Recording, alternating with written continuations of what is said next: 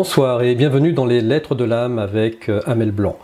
Alors cette semaine nous avons reçu un courrier de Sylvie de Célestat qui nous explique voilà, elle a été voir son docteur la semaine dernière qui lui a annoncé qu'elle était enceinte de plus de 6 mois.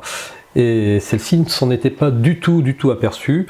Donc voilà, et elle comprend pas parce qu'elle n'a pas l'impression d'être en déni de grossesse, c'est le terme qu'a employé son médecin, et elle voulait en savoir un peu plus avec Amel. Bonsoir Amel, est-ce que tu vas pouvoir donc nous expliquer ce qu'est le déni de grossesse et qu'est-ce qui se passe dans la vie de Sylvie? Bonsoir Sylvie, bonsoir Antoine, bonsoir tout le monde. Oui, tout d'abord, merci à Sylvie pour sa confiance et ce courriel.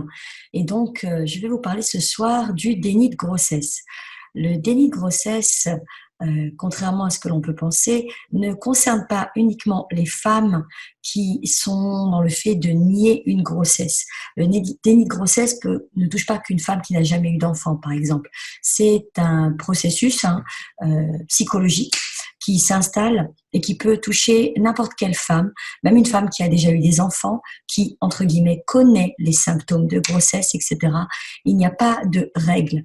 La règle unique qui concerne le déni de grossesse, c'est le fait que le cerveau, à un moment donné, n'accepte pas la donnée simple qui est celle d'attendre un enfant. Alors, pour différentes raisons, hein, ça peut être tout simplement si dans votre propre histoire, vous vous inscriviez dans la dynamique de ne jamais avoir d'enfant, donc un rejet dès le départ pour des tas de raisons qui vous concernent et par rapport à votre propre histoire familiale.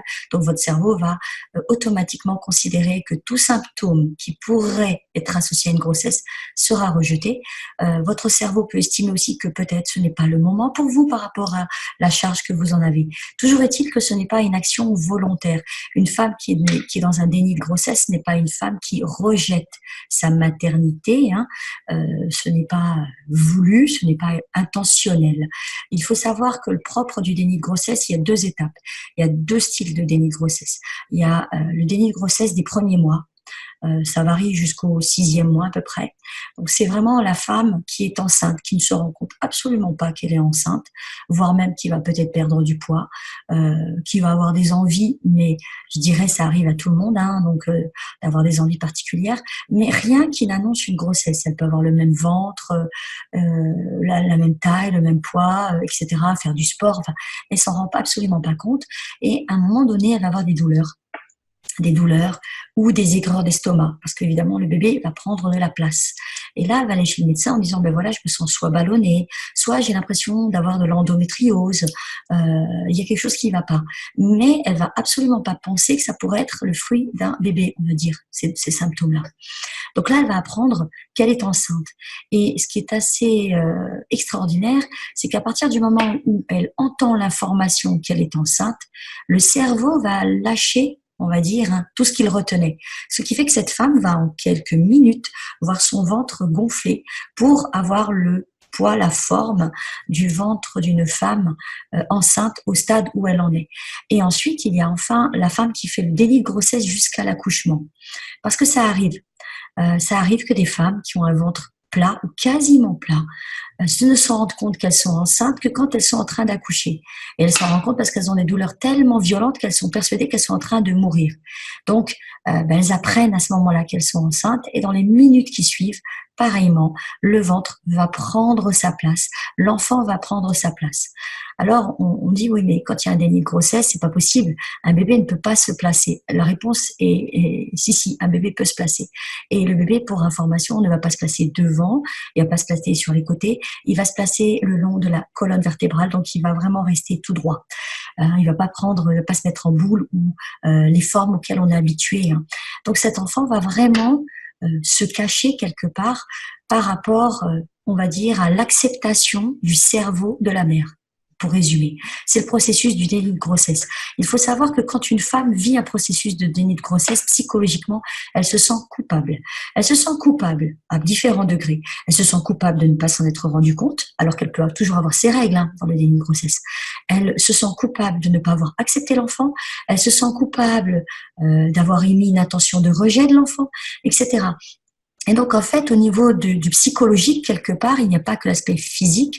Contrairement à une femme qui est enceinte et qui vit un processus psychologique qui, je dirais, a 9 mois pour s'y préparer, à 9 mois pour intégrer la nouvelle, pour accueillir, pour être en présence, ben là, on va avoir affaire à une femme qui va apprendre la nouvelle et qui va vivre un certain nombre d'émotions.